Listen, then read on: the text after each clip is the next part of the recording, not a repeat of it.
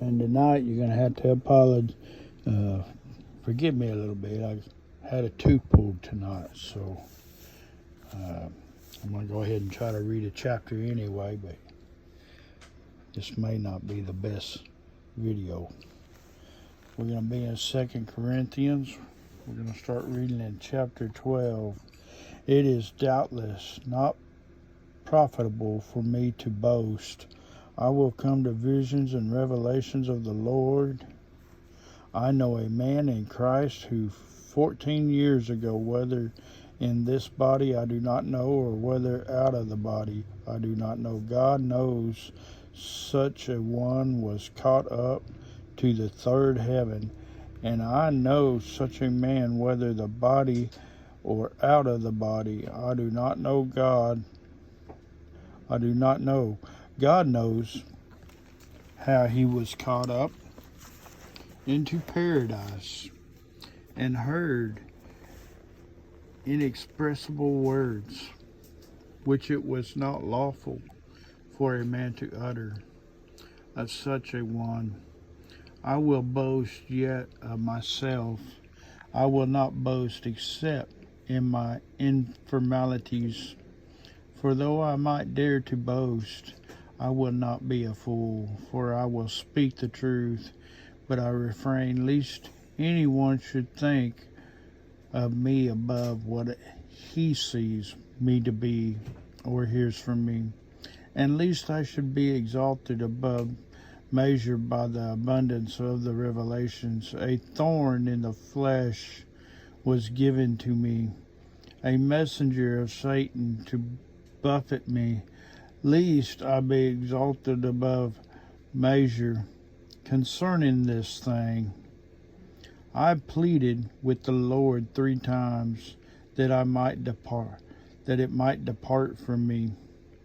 And he said to me, my grace is sufficient for you, for my strength is made perfect in weakness. Therefore, most gladly I will rather boast in my infirmities, that the power of Christ may be rest upon me. Therefore, I take pleasure in infirmities, in reproaches, in needs, and persuasions, in distress for Christ's sake. For when I am weak, I am strong. I have become a fool in boasting. You have compelled me, for I ought to have been commanded by you,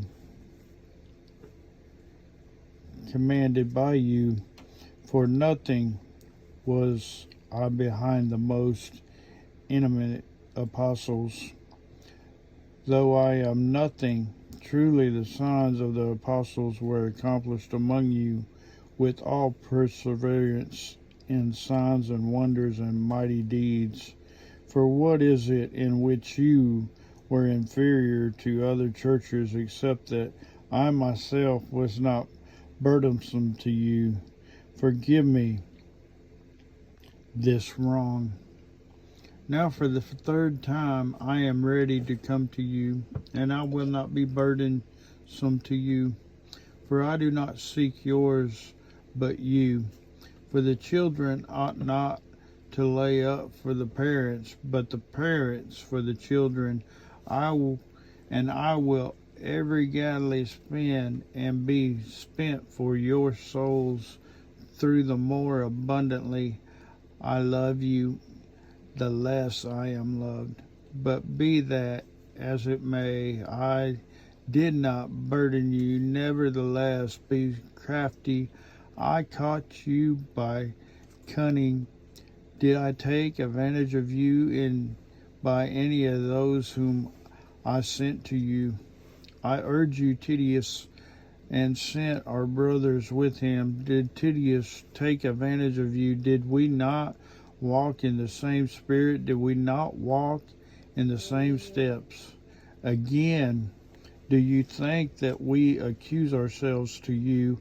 We speak before God in Christ, but we do all things, beloved, for your edification.